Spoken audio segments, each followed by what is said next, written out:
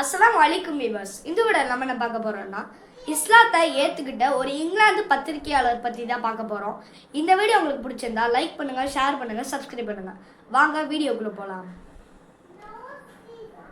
ஆமாங்க, இங்கிலாந்தில் ஒரு பத்திரிகையாளர் இருக்காங்க. அவங்க முன்னாள் இங்கிலாந்து பிரதமரோட மனைவியோட பிடா சகோதரி. அவங்க பேர் தான் லாரன் பூத். இவங்களோட ஆள் மனதில் முஸ்லீம் பெண்களை பற்றி என்ன நினச்சிட்டு இருக்காங்கன்னா, கருப்பு துணிக்குள்ளே அவங்களோட மேனியை திணிச்சுக்கிட்டு பிள்ளைகளை சுற்றிலும் வச்சுக்கிட்டு ஆண்களுக்கு பின்னாடி அடிமையாக, அதாவது ஒரு மிஷின் மாதிரி நடக்கிறவங்க நினச்சிருக்காங்க. அதுக்கப்புறம் 2005 ஆண்டு த மெயில் ஆன் சண்டே அப்படிங்கிற ஒரு பத்திரிகைக்கு பாலஸ்தீனில் இருக்கிற ஈஸ்டர்ன் கோஸ்டல் ரீஜியனில் இருக்கிற ரமலாங்கிற ஒரு இடத்துக்கு போயிருக்காங்க. அங்கே அவங்களோட அரைகுறை ட்ரெஸ்ஸை போட்டிருந்தனால அந்த குளிரில் பயங்கரமான குளிர் அவங்களுக்கு உடலில் அதிகமாகவே அடிச்சிருக்கு. அப்போ அவங்க நடந்துட்டு போயிட்டு இருக்கிறப்போ ஒரு வயதான பெண் வந்து அவங்க அரபு மொழியில் ஏதோ சொல்லிட்டு இழுத்துட்டு போனாங்க. அப்போ அவங்க நினச்சாங்க ஒரு வயதான பெண் தீவிரவாதியில் நான் கடத்தப்பட்டிருக்கேன் அப்படின்னு. ஆனால் அந்த வயதான பெண் நிற்கவே இல்லை. அவங்க பாட்டுக்கு போயிட்டே இருந்தாங்க. போய் ஒரு வீட்டில் அவங்கள உட்கார வச்சு அவங்களுக்கு சாப்பிட சில உணவுகள் கொடுத்து அந்த நேரத்தில் டக்குன்னு போய் அவங்களோட அலமாரியில் ஏதோ ஒரு விஷயத்தை பரபரப்பாக தேடினாங்க.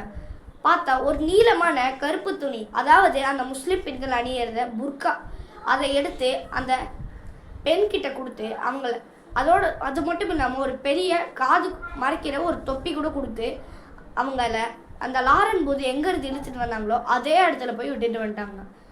அது மட்டும் இல்லாமல் ஒரு முத்தமும் அவங்கள கொடுத்துட்டு போயிட்டாங்க. திடீர்னு நடந்த இந்த நிகழ்வு அவங்கள ரொம்ப மகிழ்ச்சியாக்கி முஸ்லீம்கள்லாம் ரொம்ப கொஞ்சம் நல்லவங்கிறத அவங்களோட மனசில் அவங்க நினச்சிக்கிட்டாங்க. அதுக்கப்புறம் 2007 ஆண்டு வேற ஒரு நாட்டுக்கு போனாங்க. அங்கே ஷியா முஸ்லீம்கள் அதிகமாக வாழ்கிற நாடு அது.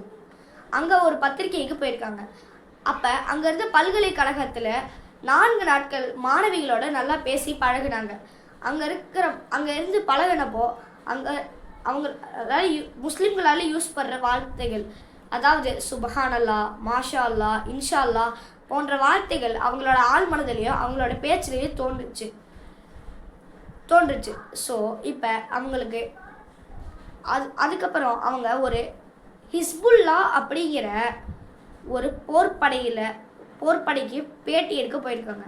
அங்கேருந்த சையீது நஃபீல் அப்படிங்கிற ஒரு போர் தளபதி கிட்ட அவங்க அதாவது அங்கே என்னென்ன நடக்குது அப்படிங்கிறத பற்றி கேட்டிருக்காங்க.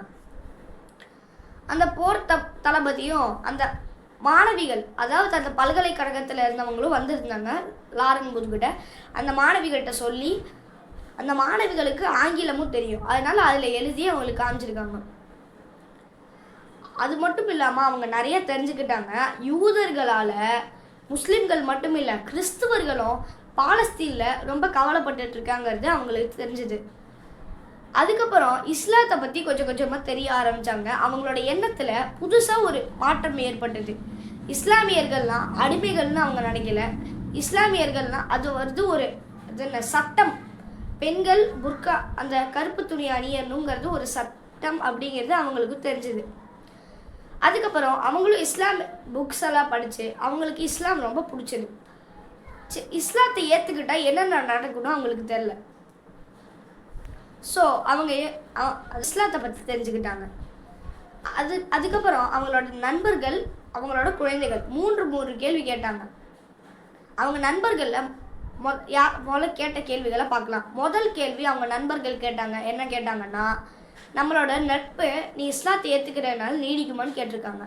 அதுக்கு லாரன் பூத் பதில் அளித்தாங்க, கட்டாயமாக நீடிக்கும், இது இஸ்லாத்தில் தப்பு இல்லைன்னு. 2வது கேள்வியாக கேட்டாங்க, நம்ம கிளப்புகளுக்கும் மது அருந்தவும் இனிமேல் போக முடியுமான்னு. அதுக்கு லாரன் பூத் சொன்னாங்க, இல்லை, ஒருபோதும் அந்த தப்பை நான் இனிமேல் பண்ண மாட்டேன்னு சொல்லியிருக்காங்க. 3வது என்ன கேள்வி கேட்டாங்கன்னா, நம்ம இந்த அறகுறையான ஆடைகளை போட்டு பெரியவங்கள்ட்ட சுதந்திரமாக நம்ம பேச முடியுமா, அறகுறையாக பேச முடியுமா, இடக்கு முடுக்காக பேச முடியுமான்னு கேட்டிருக்காங்க. அதுக்கு லாரன் பூத் பதில் அளித்தாங்க, இல்லை, இது இஸ்லாத்தில் தவறான விஷயம், நம்ம பெரியவங்களாக இருந்தாலும் சரி சின்னவங்களாக இருந்தாலும் சரி மதித்து போகணும்னு சொல்லியிருக்காங்க அவங்களோட நண்பர்கள்ட்ட. இப்போ குழந்தைகள், அதாவது அவங்கள்ட்ட இருக்கிற 2 குழந்தைகள் கேட்ட கேள்விகளை பற்றி பார்க்கலாம். அதில் முதல் கேள்வி என்ன கேட்டாங்கன்னா, அவங்க தோழிகள் கேட்ட மாதிரியே நீங்கள் மது அருந்துவீங்களான்னு கேட்டிருக்காங்க. அதுக்கு மது அருந்துறனாலே இங்கிலாந்தில் ஒரு சாதாரண விஷயம். அதுவும் இங்கிலாந்துக்கு போனால் WWWங்கிற விஷயத்தில் நம்ம பாதுகாப்பாக இருக்கணும். WWWனா வேர்ல்டு வைட் வெப்பில் வைன் உமன் ஒர்க். இப்போ இந்த குழந்தைகள் கேட்ட கேள்விக்கு லாரன் பூத் என்ன பதில் அளித்தாங்கன்னு பார்க்கலாம். அதுக்கு லாரன் பூத் சொன்னாங்க, இல்லை நான் மது அருந்த மாட்டேன்னு சொல்லிட்டாங்க. 2வது என்ன கேள்வி கேட்டாங்கன்னா, குழந்தைகள் என்ன கேட்டாங்கன்னா, நீங்கள் இனிமேல் புகைப்பிடிப்பீங்களான்னு லாரன் பூத் கிட்ட கேட்டிருக்காங்க. அதுக்கு லாரன் பூத் சொன்னாங்க, இஸ்லாத்தில் ஹராம் மட்டும் இல்லாமல் புகைப்பிடிக்கிறது உடல் நலத்துக்கு கேடு, ஸோ இனிமேல் நான் புகைப்பிடிக்க மாட்டேன்னு சொல்லியிருக்காங்க. அதுக்கப்புறம் 3வது கேள்வியாக என்ன கேட்டாங்கன்னா குழந்தைகள், நீங்கள் இனிமேல் அரைகுறை ஆடைகளை போடுவீங்களான்னு. அதுக்கு லாரன் பூத் அதிர்ச்சியோடு சொன்னாங்க, இல்லை நான் இனிமேல் போட மாட்டேன்னு. அது மட்டும் இல்லாமல் அவங்களுக்கு ஒரு வருத்தத்தை ஏற்படுத்தியிருக்கு. ஏன்னா அவங்க முதல்ல இஸ்லாத்தை ஏற்றுக்கிறதுக்கு முன்னாடி அரைகுறை ஆடைகளை போடுறது அவங்களுக்கு ஒரு மகிழ்ச்சி ஏற்படுத்தியிருந்தாலும் அவங்களோட குழந்தைகளுக்கு அது கவலையை ஏற்படுத்தியிருக்காங்கிறது அவங்களுக்கு அப்போ தான் தெரிஞ்சது. அது மட்டும் இல்லாமல் இறைவன் அல்லாஹ்க்கு அவங்க நன்றி செலுத்துனாங்க. ஏன்னா அவங்க தான் அந்த பழக்கத்திலேருந்து வெளியே வந்துட்டாங்கல்ல, அதனால நன்றி செலுத்தினாங்க. இந்த விஷயம் அவங்களுக்கு ரொம்ப பிடிச்சி புர்கா போட்டு அவங்களோட நாடு இங்கிலாந்துலேயே நடந்து போயிருக்காங்க. அப்போ கூட இங்கிலாந்து நாட்டினர் அவங்க பெருசாக எதுவும் நினைக்கல. பெருசாக அவங்க குளிருக்கு தான் போட்டிருப்பாங்க அப்படின்னு நினச்சிருப்பாங்கன்னு லாரன் பூத்தே ஒரு பேட்டியில் சொல்லியிருக்காங்க. அது மட்டும் இல்லாமல் அவங்க வீட்டு பக்கத்தில் இருக்கிற சில பள்ளிவாசல்களையும் அவங்க வணக்க வழிபாடு, அதாவது தொழுகிறதுக்கு போவாங்க. இது தெரிஞ்ச அவங்களோட சில குடும்பத்தினர் கொஞ்சம் கோவப்பட்டு அவங்கள வெறுத்து வச்சாங்க. இது லாரன் பூத் ஆல்ரெடி நினச்ச ஒரு விஷயந்தான். ஆனால் அதை அவங்க பெருசாக எடுத்துக்கல. அவங்களோட தாய்கிட்ட இவங்க இஸ்லாத்தை ஏற்றுக்கிட்டதை பற்றி சொல்லியிருக்காங்க. அவங்க தாய் பெருசாக வெறுத்து வைக்கல லாரன் பூத். ஆனால் கொஞ்சம் மன மகிழ்ச்சி ஆனாங்க. ஏன்னா முதல்ல லாரன் பூத்தோட தாய் லாரன் பூத்கிட்ட நீ மது அருந்தாத, கிளப்புக்கெல்லாம் போகாத அப்படின்னு சொல்லுவாங்க. ஆனால் லாரன் பூத் இதெல்லாம் பெருசாக எடுத்துக்கவே மாட்டாங்க. ஆனால் இப்போ தான் இஸ்லாத்தை ஏற்றுக்கிட்டாங்கல்ல, ஹராம் தானே, அதனால் அவங்க பண்ண மாட்டாங்கல்ல. ஸோ லாரன் பூத்தோட தாய்க்கு ஒரு மன மகிழ்ச்சியே இருந்தது அந்த விஷயத்தில் மட்டும். அவங்கள திட்டக்கூட இல்லை லாரன் பூத் அவங்களோட தாய் இஸ்லாத்தை ஏற்றுக்கிட்டதுக்கு திட்டக்கூட இல்லை.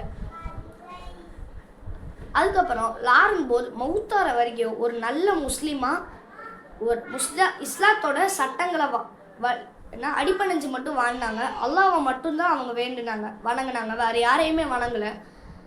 அது அவங்க ஒரு நல்ல முஸ்லீமாக மட்டும் இல்லை, ஒரு மத போதகர், அதாவது இஸ்லாத்தை எல்லாத்துக்கும் சொல்லி கொடுத்து வாழ்ந்தாங்க.